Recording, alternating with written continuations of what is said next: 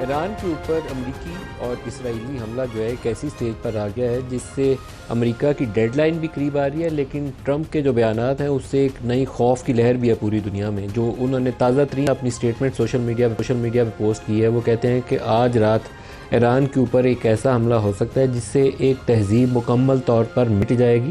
اور اس کو دوبارہ زندہ بھی نہیں کیا جا سکے گا۔ یہ انڈائریکٹ اگر اس کا ترجمہ کریں اس کو، تو لگتا یہ ہے کہ وہ نیوکلیئر حملے کی دھمکی دے رہے ہیں اور پوری دنیا کے اوپر اسی کے اوپر قیاس رائی ہو رہی ہے۔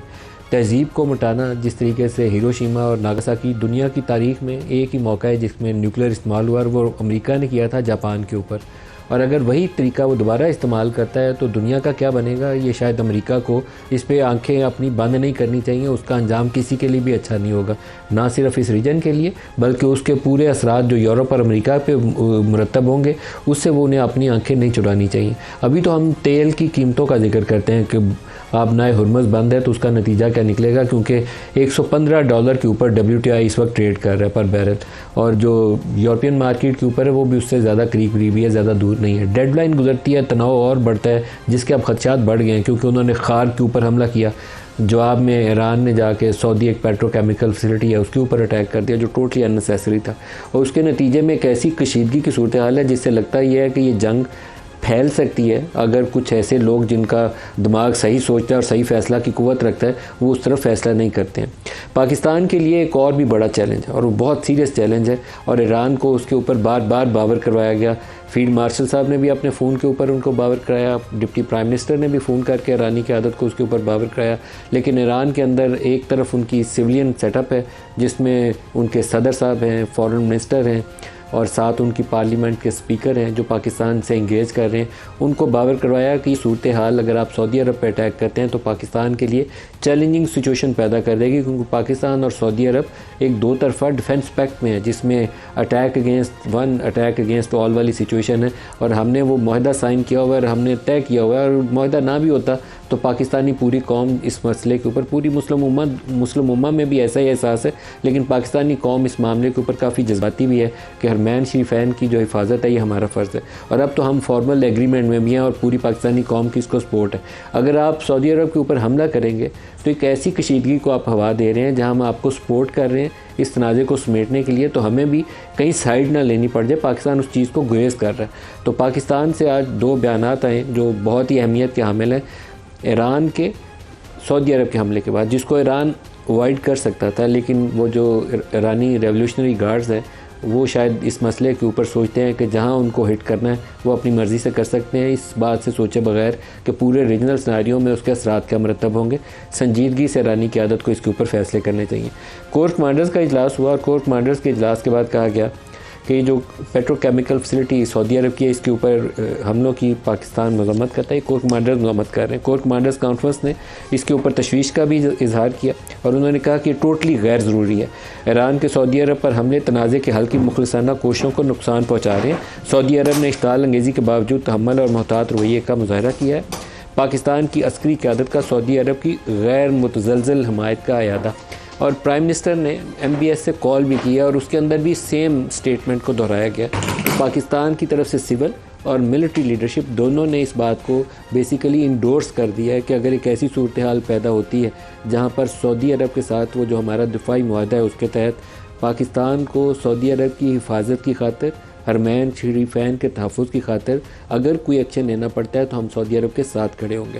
تو یہ ڈیفینٹ لائن سعودی عرب نے، پاکستان نے ایرانین قیادت کو بار بار سمجھائی بھی ہے۔ اور پہلا دن جب حملے شروع ہوئے تھے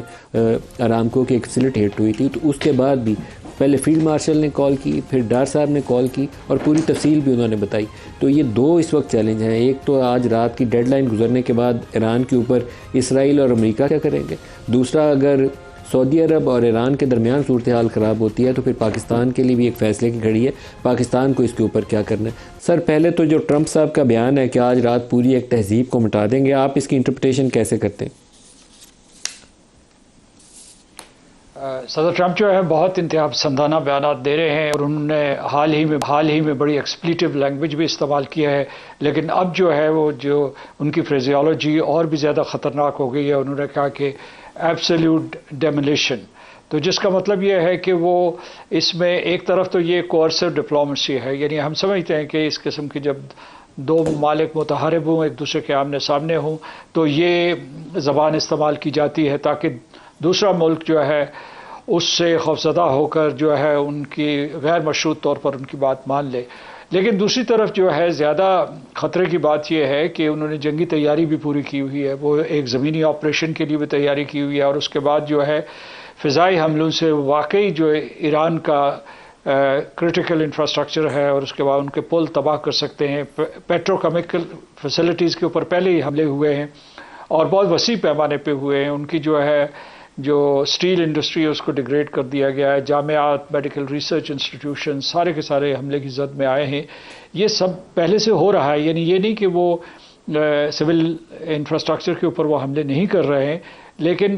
اب جو حملے ہوں گے اس میں بالکل اسے تباہ و برباد کر دیں گے۔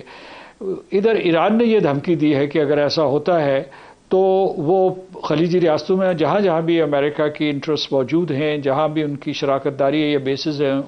ان کے اوپر قیامت ڈھائیں گے۔ تو اس وجہ سے یہ ہے کہ نقصان جو ہے ایران کا ہے اور خلیجی ریاستوں کا ہے، مسلمان ریاستوں کا ہے، اور یہاں بہت تباہی بچ سکتی ہے۔ پاکستان نے بھرپور کوشش کی، مخلصانہ کوشش کی، آخری وقت تک کوشش کر رہا ہے کہ کسی طریقے سے ایران اور امریکہ کے درمیان کوئی سمجھوتا ہو جائے۔ اچھا، ایران نے ابھی تک جو ہے وہ اس سفارتی عمل سے اپنے آپ کو پیچھے نہیں ہٹایا، بلکہ انہوں نے جو ہے پاکستان کے ذریعے جو ہے 10 نکاتی ایک فارمولا دیا ہے، جس میں بالخصوص ایسی جو ہے ان کی شرائط جن کے بارے میں ہمیں معلوم ہے کہ انہوں نے کہا ہے کہ وہ مستقل جنگ بندی چاہتے ہیں، وہ چاہتے ہیں آبنائے ہرموز میں ان کے حقوق کو تسلیم کیا جائے، اور اس قسم کے دوسرے جو ہے اور ان کے اوپر معاشی پابندیاں ہٹائی جائے۔ یہ تو کچھ ایسا منظرنامہ بن رہا تھا کہ دونوں ممالک میں کوئی درمیانی راستہ تلاش کیا جا سکتا تھا، لیکن یہ جو سعودی عرب کے اوپر حملہ کیا ہے لیکن ایران نے، اس سے اسی عرصے میں جب یہ لگتا تھا کہ بات چیت آگے چل پڑے گی، تو اسحاق ڈار صاحب نے بھی آج اس کے اوپر بیان دیا ہے کہ اسی موقع کے اوپر اسرائیل نے جو ایران کے اوپر حملہ کیا، جس میں اس کی ملٹری لیڈرشپ کو بھی شہید کیا گیا، ان کے کچھ اور بھی سرکردہ لوگ ہیں ان کو نشانہ بنایا گیا، تو اس سے صورتحال خراب ہو گئی ہے گزشتہ رات سے۔ اب خطرہ بڑھ گیا ہے، خدشہ اس بات کا بڑھ گیا ہے کہ معاملات ہاتھ سے نکل نہ جائیں۔ آپ سے جو سوال تھا میں دہراؤں گا کہ یہ جو ان کا سٹیٹمنٹ ہے کہ پوری تہذیب مٹا دی جائے گی، یہ صرف دباؤ بڑھانے کا سٹیٹمنٹ ہے یا ایکچولی کچھ ایسا وہ سوچ رہے ہیں کہ کوئی خطرناک ہتھیار استعمال کریں؟ خطرناک ہتھیار اگر استعمال ہوگا تو لگتا نہیں ہے کہ وہ امریکہ استعمال کرے گا۔ وہ یہ ہو سکتا ہے کہ اسرائیل استعمال کرے۔ اسرائیل کے پاس نیوکلیر ویپنز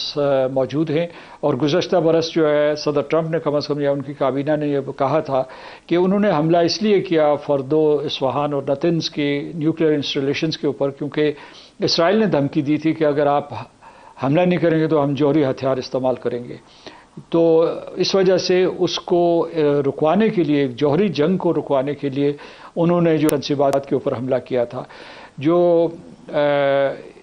اسرائیل ہے وہ اس قسم کے انہوں نے جو ہے بشر جو ہے جو ان کا سویلین نیوکلیر پاور پلانٹ ہے اس کے اوپر حملہ کیا۔ امریکہ جو ہے وہ اصفہان کے اوپر حملے کر رہا تھا، اصفہان میں جس کے بارے میں ان کو شک و شبہ ہے کہ وہاں جو انرچ یورینیم ہے وہ دبا ہوا ہے، ملبے کے نیچے دبا ہوا ہے، جو گزشتہ برس امریکہ نے حملے کیے تھے اس کے نتیجے میں۔ تو امریکہ خود تو یہ میرا خیال ہے کہ وہاں گڈ سینس اور پریویل، اور اس کے بعد وہ جو ہے نیوکلیئر ہتھیار نہیں استعمال کریں گے۔ یہ بات بھی اپنی جگہ پہ درست ہے کہ اب تک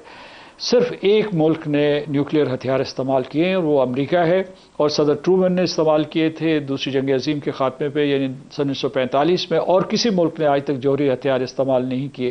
لہٰذا صدر ٹرمپ کی یہ جو ریٹرک ہے اس کو دو طریقوں سے انٹرپریٹ کیا جا سکتا ہے۔ ایک تو یہ ہے کہ وہ واقعی جو ہے جو کنونشنل حملوں کے ذریعے جو ہے ان کو تباہ و برباد کرتے ہیں۔ دوسرا یہ ہے کہ اگر ان کو ان کے مشیر مشورہ دے رہے ہیں کہ، اور جو ہے لنسے گراہم یا اس قسم کے جو انتہا پسند لوگ ہیں وہ کہہ رہے ہیں کہ جناب آپ بھی تاریخ میں اپنا نام رقم کریں، تو اس میں یہ بعید از قیاس نہیں ہے کہ ایسا کوئی قدم اٹھائے، لیکن اس کے آثار نظر نہیں آتے۔ اسرائیل یہ کر سکتا ہے۔